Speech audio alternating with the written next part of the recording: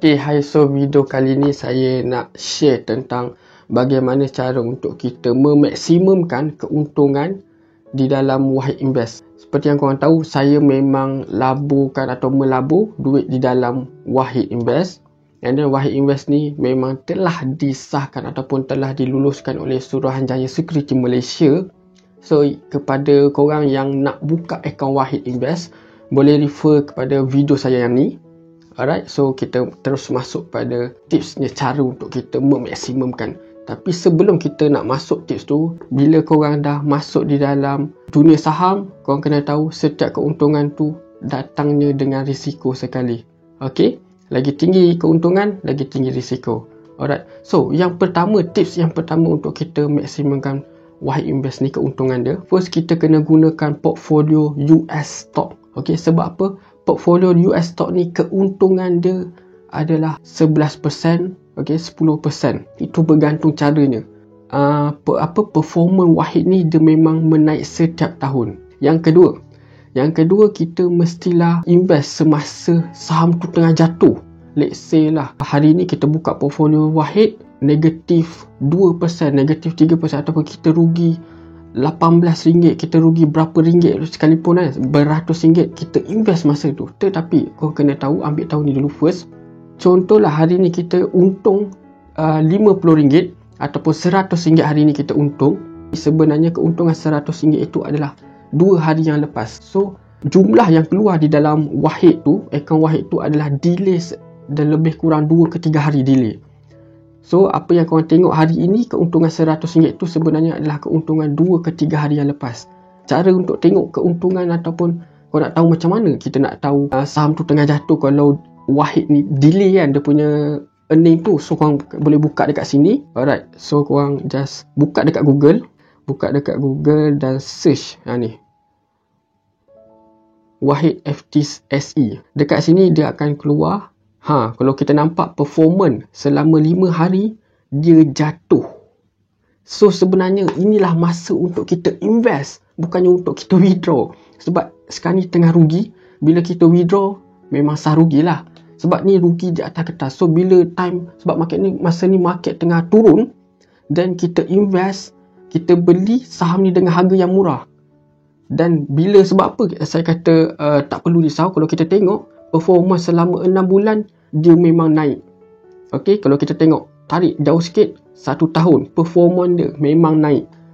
Tarik jauh lagi 5 tahun performance dia memang naik. So siapa yang invest pada tahun 2020, time tu COVID mula melanda dunia, masa ni saham jatuh memang agak teruk lah. Kalau kita tengok kat sini dia tak jatuh sangat teruk pun. Time 2020 ni ramai orang withdraw. So memang time tu dah tengah rugi sebab kebanyakan pelabur-pelabur ni dia cemas, takut. So dia akan withdraw time tu. So sepatutnya masa tu lah kita kena invest lagi banyak. Sebab apa?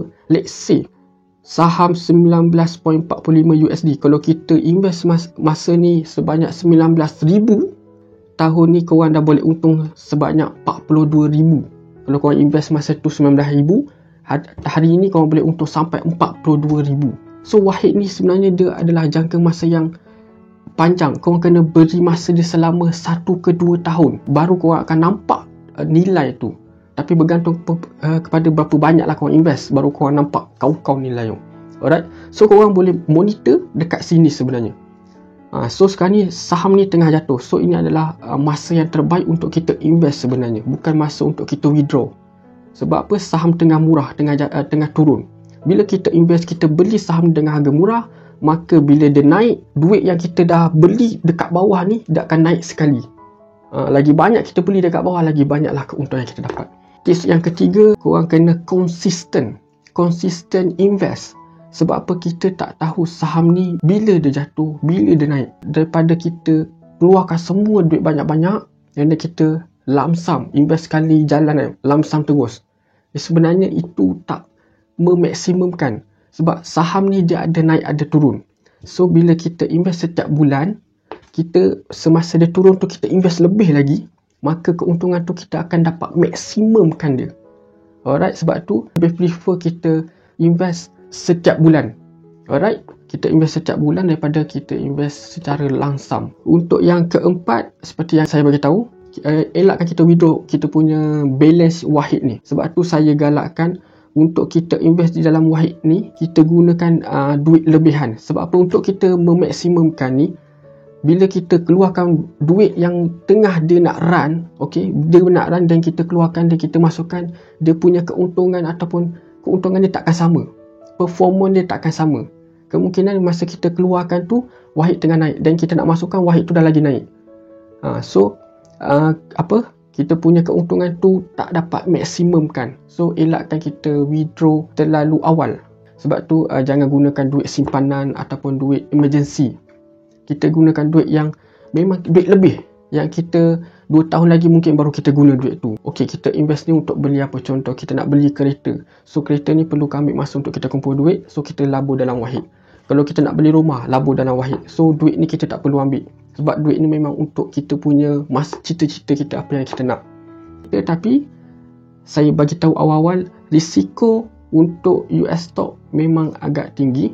Tetapi korang tak perlu risau. Sebab apa? Kalau kita tengok dekat sini, performance Wahid ni, USA stock ni, performance dia menaik, terus menaik. Alright. So kalau yang mana nak tanya lebih lagi ataupun nak tanya level-level investment ni ada 4 level. Zero risk, low risk, medium risk dan high risk. So itu next video saya akan explain lebih lagi ataupun pelaburan apa yang best, yang memang saya gunakan, saya sendiri guna, saya akan share. Alright. So itu saja dari saya. Kita jumpa lagi. Bye bye. See ya. Jangan lupa like, follow, like, komen, share dan subscribe.